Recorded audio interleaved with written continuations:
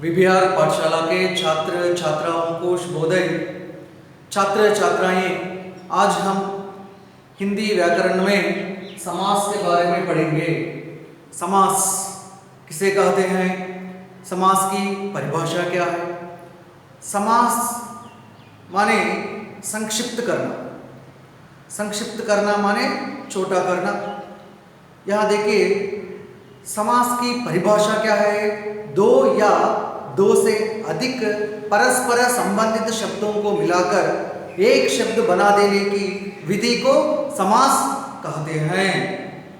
రెండు లేక రెండు కంటే ఎక్కువ పరస్పర సంబంధం కలిగి ఉన్నటువంటి పదాలను కలిపి ఒక పదంగా రాసేటువంటి పద్ధతిని మనము समास అని పిలుస్తూ ఉన్నాము।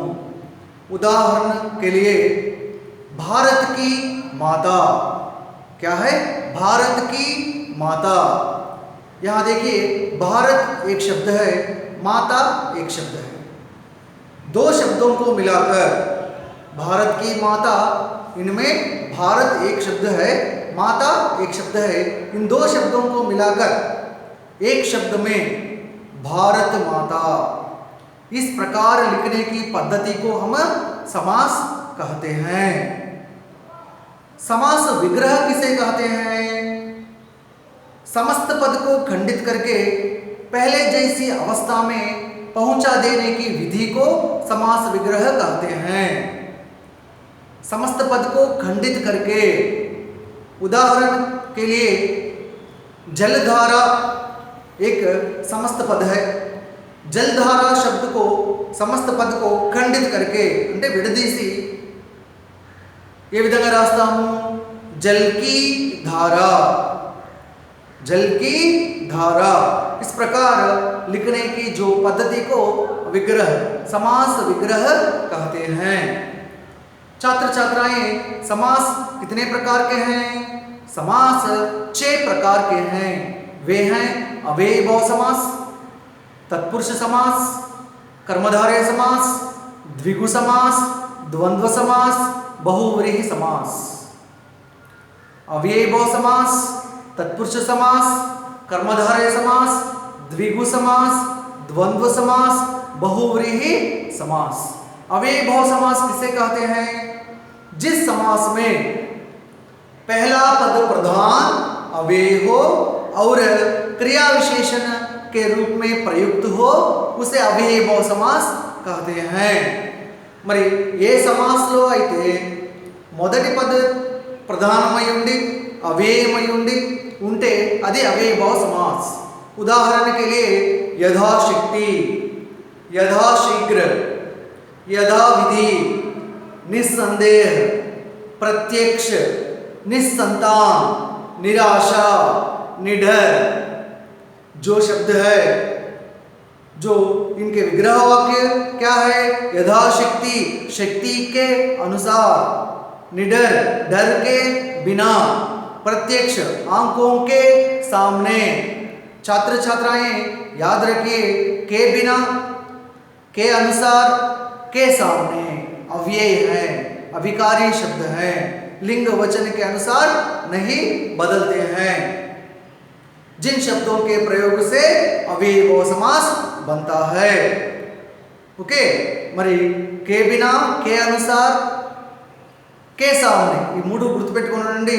విగ్రహ వాక్యంలో ఉపయోగించినప్పుడు, విగ్రహ వాక్యంలో ఈ అవ్యయాలు కనుక వచ్చినప్పుడు, మరి సమస్త పదలో కూడా యథాశక్తి అలా వచ్చినప్పుడు అది अव्ययीभाव समास అవుతుంది। నాట్ ఓన్లీ దట్, जिस समास में पहला पद प्रधान अव्यय, మరి మొదటి పదం ప్రధానమై ఉండి అవ్యయమై ఉంటే అది अव्ययीभाव समास। अनदर कंडीशन क्रिया विशेषण के रूप में प्रयुक्त हो, మరి క్రియా విశేషణ రూపం కలిగి ఉంటే కూడా అది अव्ययीभाव समास। ఎలా, हर, प्रति, भर, तक। నిపాత్ క్రియా విశేషణలో భాగంగా తీసుకునేటువంటివి हर, प्रति, भर, तक। दिन दिन, हर दिन या प्रतिदिन। आमरण, मरण तक, मृत्यु तक, आजीवन, जीवन भर। इस प्रकार जो क्रिया विशेषण के रूप में प्रयुक्त होता है उसे भी हम अव्ययभाव समास कहते हैं। दूसरा क्या है? तत्पुरुष समास। तत्पुरुष समास किसे कहते हैं? जिस समास में दूसरा पद प्रधान और कारक चिन्ह के द्वारा अलग किया जाता है। మరి ఏ సమాసంలో అయితే రెండవ పదం ప్రధానమై ఉండి విగ్రహ వాక్యంలో కారక చిహ్నం ద్వారా విడదీయబడి ఉంటే అది तत्पुरुष समास। उदाहरण के लिए राजकन्या, इसमें राज पूर्व पद है, कन्या उत्तर पद है। మరి రాజా అనేటువంటిది మనం पहला पद అంటాము, అదేవిధంగా కన్యా అనేటువంటిది दूसरा पद అని అంటాం। హిందీ వ్యాకరణం में पूर्व पद उत्तर पद అని పిలుస్తాం। మరి విగ్రహ వాక్యం ఏంటి? రాజా की कन्या। మరి రాజకన్యాలో दूसरा पद ఏదైతే ఉందో उत्तर पद कन्या అనేటువంటిది प्रधान। जिस समास में दूसरा पद प्रधान అన్నాడు కదా, మరి కన్యా అనేటువంటిది దట్ వర్డ్ उत्तर पद प्रधान। प्रधान मीन्स while writing विग्रह वाक्य राजा की कन्या। మరి कन्या स्त्रीलिंग शब्द है, इसलिए कन्या के आगे की कारक चिन्ह का प्रयोग किया गया है। ध्यान दीजिए छात्र छात्राएं, जिस समास में दूसरा पद प्रधान और कारक चिन्ह के द्वारा अलग किया जाए, कारक चिन्ह राजा की कन्या की क्या है? संबंध कारक चिन्ह है। कारक चिन्ह से अलग किया जाता है उसे हम तत्पुरुष समास कहते हैं। कारक चिन्ह आपको मालूम है, कर्ता कारक चिन्ह ने कर्म कारक चिन्ह को करण कारक चिन्ह से, संप्रदान कारक चिन्ह को अपादान कारक चिन्ह से, संबंध कारक चिन्ह का के की, अधिकरण कारक चिन्ह में पर, संबोधन कारक चिन्ह अरे अजी। इनमें 8 कारक चिन्ह हैं। इनमें 6 कारक चिन्हों में तत्पुरुष समास का प्रयोग किया जाता है। माने कर्म कारक चिन्ह, कर्म कारक चिन्ह क्या है? को, सुख प्राप्त, सुख को प्राप्त, इस प्रकार को कारक चिन्ह नीनु అర్థంలో ఉపయోగిస్తూ ఉంటాము। स्वर्ग प्राप्त, स्वर्ग को प्राप्त, पुरस्कार प्राप्त, पुरस्कार को प्राप्त, इस प्रकार प्रयोग किया जाता है। यह है कर्म तत्पुरुष समास। करण कारक चिन्ह से, करण कारक चिन्ह से, हस्तलिखित, हाथ से लिखित, तुलसी कृत, तुलसी से कृत, से అనేటువంటి చేత అర్థంతో వస్తుంది। ఈ విధంగా అర్థములో ఉపయోగించేటువంటివి కరణ కారక చిహ్న సే। మరి ఈ విధంగా రాసేటువంటి సమాస్ కరణ తత్పురుష సమాస్। नेक्स्ट संप्रदान तत्पुरुष समास। संप्रदान तत्पुरुष समास माने आपको मालूम है को, जो को कारक चिन्ह का प्रयोग किया जाता है। को माने के लिए के अर्थ में। उदाहरण के लिए राह कर्च, राह के लिए कर्च, रसोई घर, रसोई के लिए घर, इस प्रकार को के लिए के अर्थ में प्रयोग किया जाता है। इस प्रकार प्रयोग करने वाले जो समास हैं संप्रदान तत्पुरुष समास। अपादान तत्पुरुष समास। अपादान कारक चिन्ह क्या है? से, नुंडी, धनहीन, धन से हीन, धर्म भ्रष्ट, धर्म से भ्रष्ट, ऋण मुक्त, ऋण से मुक्त, जन्म रोगी, जन्म से रोगी, इस प्रकार हम से నుండి అనేటువంటి అర్థాన్ని తీసుకొచ్చేటువంటిది అపాదాన కారక చిహ్నం। ఈ విధంగా విగ్రహ వాక్యంలో అపాదాన కారక చిహ్న ద్వారా విడదీయబడితే దానిని అపాదాన తత్పురుష సమాస్ అని పిలుస్తాము। నెక్స్ట్ సంబంధ కారక చిహ్న आपको मालूम है का, के, की। राजकुमार, राजा का कुमार का, राजकुमारी, राजा की कुमारी, इस प्रकार का, के, की संबंध कारक चिह्नाన్ని ఉపయోగించినప్పుడు అది సంబంధ తత్పురుష సమాస్। नेक्स्ट अधिकरण तत्पुरुष समास। अधिकरण कारक चिन्ह क्या है? में पर, ग्रामवास, ग्राम में वास, आत्मविश्वास, आत्मा पर विश्वास, धर्मवीर, धर्म में वीर, మరి ఈ విధంగా మే పర్ అనేటువంటివి కారక చిహ్నాలు అధికరణ కారక చిహ్నం మరి విగ్రహ వాక్యంలో ఉపయోగించినప్పుడు we call it अधिकरण तत्पुरुष समास। छात्र छात्राएं तीसरा क्या है? पहला है अव्ययभाव समास, जिस समास में पहला पद प्रधान अव्यय और क्रिया विशेषण के रूप में प्रयुक्त हो अव्ययभाव समास। और दूसरा है तत्पुरुष समास, जिस समास में दूसरा पद प्रधान और कारक चिन्ह के द्वारा अलग किया जाता है वह है तत्पुरुष समास। तीसरा क्या है? कर्मधारय समास। क्या है? कर्मधारय समास। जिस समास में विशेषण विशेष या उपमान उपमेय का मेल हो उसे कर्मधारय समास कहते हैं। మరి ఏ సమాసంలోనైతే విశేషణ విశేష యా ఉపమాన ఉపమేయ ఉపయోగించినప్పుడు ఆ కాంబినేషన్తో వచ్చినప్పుడు దాన్ని మనం కర్మధారయ సమాస అని అంటాము. విశేషణ విశేష, విశేషణ మీన్స్ అడ్జెక్టివ్, విశేష means nothing but we can take like noun సంజ్ఞ. For example Maharaj, Neel Kamal, Mahadev. ఈ విధంగా మనం కనుక చూస్తే నీల్ కమల్, कमल विशेष, नील विशेषण एडजेक्टिव. सो विग्रह वाक्य क्या हुआ है? नीला कमल. महाराज राजा विशेष, महा महान great that is a adjective. क्या है विग्रह वाक्य? महान राजा, महान पुरुष. इस प्रकार विशेषण विशेष का मेल होता है उसे कर्मधारय समास कहते हैं. और क्या है? उपमान उपमेय, उपमान उपमेय. यहाँ देखिए आपको मालूम है उपमान अलंकार, उपमेय अलंकार.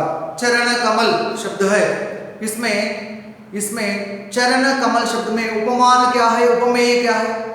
कमल उपमान है, చరణ ఉపమేయ. అంటే ఇక్కడ కమలం అనేటువంటిది మనం పోల్చడానికి తీసుకున్నటువంటి వస్తువు విషయం కాబట్టి కమల్ అనేటువంటిది ఉపమానం. మనం దేనికి పోలుస్తున్నాము? చరణాలను పోలుస్తున్నాము కాబట్టి ఇది ఉపమేయ. కమల రూపీ चरण, कमल जैसा चरण, कमल नयन, कमल रूपी नयन, भवसागर। 10वीं कक्षा के छात्र छात्राएं अब पढ़ चुके हैं भक्ति पद पाठ में है भवसागर, भवनिटी संसार, प्रपंचमने सागरम। सो भवरूपी सागर कर्मधारय समास, विद्याधन विद्यारूपी धन।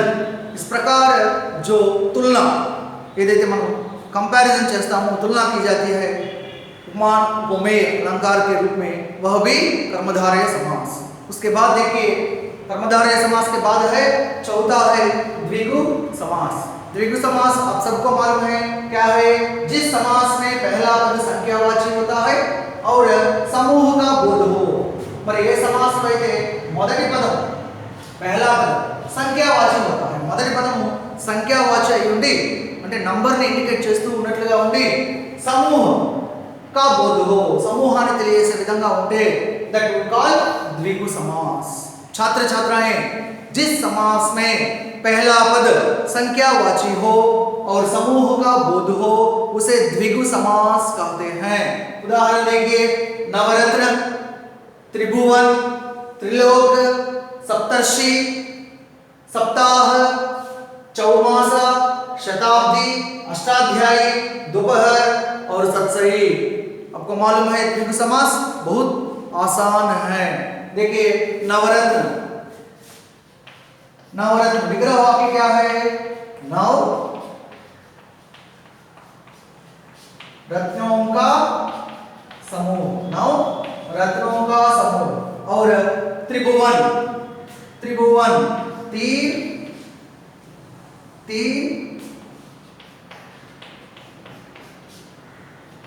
भवनों का समूह, तीन भवनों का समूह।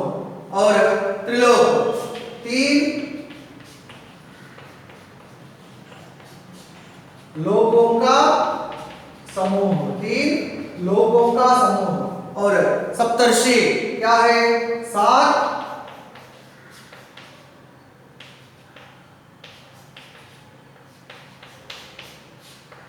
ऋषियों का समूह, 7 ऋषियों का समूह। और सप्ताह 7 दिनों का समूह, 7 दिनों का समूह। और उसी प्रकार देखिए चौमासा, 4 मासों का समूह, 4 मासों का समूह। और शताब्दी, शताब्दी माने 100 सालों का समूह, 100 सालों का समूह, 100 years, 100 सालों का समूह।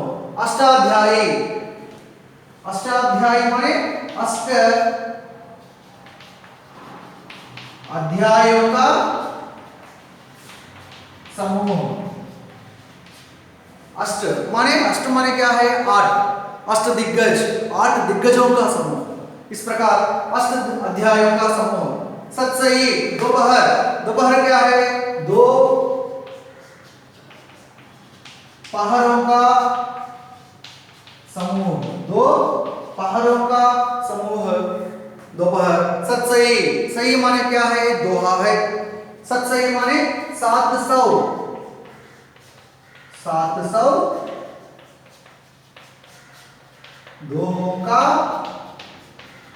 समूह।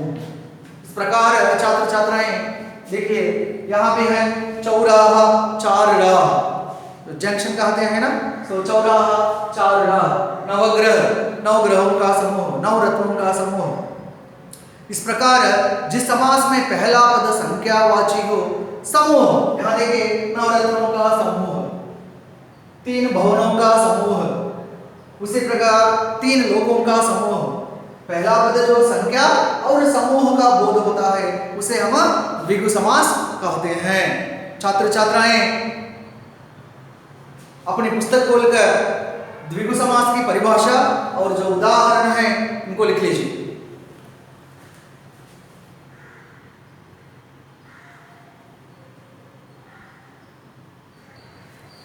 छात्र छात्राएं पांचवा है द्वंद्व समास। क्या है? द्वंद्व समास। परिभाषा क्या है? जिस समास में दोनों खंड प्रधान हो, खंड माने पद, दोनों पद प्रधान हो और योजक द्वारा अलग किया जाए। जिस समास में पहला जो पद प्रधान हो, अव्यय हो, अव्ययभाव समास। जिस समास में दूसरा पद प्रधान हो, तत्पुरुष समास। जिस समास में विशेषण विशेष उपमान उपमेय का मेल हो, कर्मधारय समास। जिस समास में पहला पद संख्यावाची हो, द्विगु समास। और अब है द्वंद्व समास। क्या है? जिस समास में दोनों पद प्रधान हो, మరి पहला पद दूसरा पद రెండు ఉంటాయి, పూర్వ పద ఉత్తర పద అని అంటాము. ఈ రెండు కూడా ప్రధాన हो, రెండు కూడా ప్రధానమైంది. और అనేటువంటిది कंजक्शन, पार्ट्स ऑफ स्पीच नो शब्दभेद में समुच्चय बोधक कहते हैं. మరి और అనేటువంటి योजकం ద్వారా अलग किया जाए, విడదీయబడి కనుక ఉంటే that we call द्वंद्व समास. यहाँ देखिए उदाहरण देखिए, पाप पुण्य, धर्म धर्म, सुख दुख, भाई बहन, दिन रात, खान पान, अन्न जल, 4 5, और तन मन, नभ तल, ऊंच नीच. इस प्रकार गरीब अमीर, पति पत्नी, सीता राम, राम लक्ष्मण. जो शब्द है देखिए विग्रह हुआ कि क्या है? पाप पुण्य, पाप और पुण्य. और इसी प्रकार धर्माधर्म, धर्म और अधर्म. सुख दुख, सुख और दुख. भाई बहन, भाई और बहन. और दिन रात, दिन और रात. और खान पान, खान और पान. और अन्न और जल, 4-5। यहां देखिए द्वंद्व समास में जो विकल्प से संबंधित माने या, अथवा, इस प्रकार जो योजक भी हम उपयोग करते हैं 4 या 5।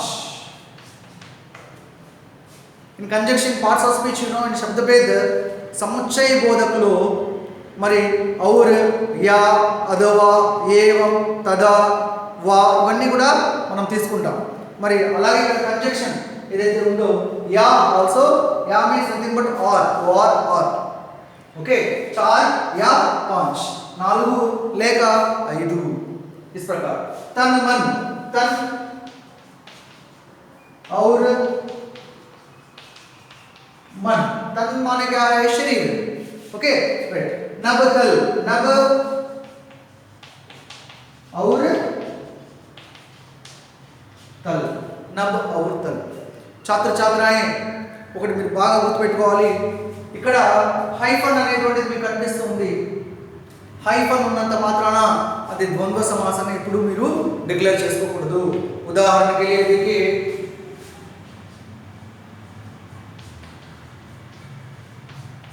श्रमजल, श्रमजल इसका जो विग्रह वाक्य क्या है, ఇక్కడ హైఫన్ ఉందని श्रम और जल रास्ते అది తప్పు। श्रम करने से जो जल निकलता है पसीना, श्रम जल माने पसीना है, एक ही शब्द है। श्रम का जल, यह है का कारक चिन्ह का प्रयोग किया गया है तत्पुरुष समास। हाइफन ఉన్నంత మాత్రాన అది ద్వంద్వ समास అని అనుకోకూడదు। और एक शब्द आपको मैं पूछता हूं, नर समाज, नर, नर हाइफन समाज, इसका विग्रह वाक्य क्या है, नर समाज, नर का समाज, तत्पुरुष समास। छात्र छात्राएं ध्यान दीजिए, जिस समास में दोनों पद प्रधान हो और योजक के द्वारा अलग किया जाए उसे द्वंद्व समास कहते हैं। माता पिता, माता और पिता, भाई बहन, भाई और बहन। छात्र छात्राएं आप एक बार शाम पट पे जो है पढ़िए, अपनी पुस्तक खोलकर द्वंद्व समास की परिभाषा और जो उदाहरण है लिख लीजिए।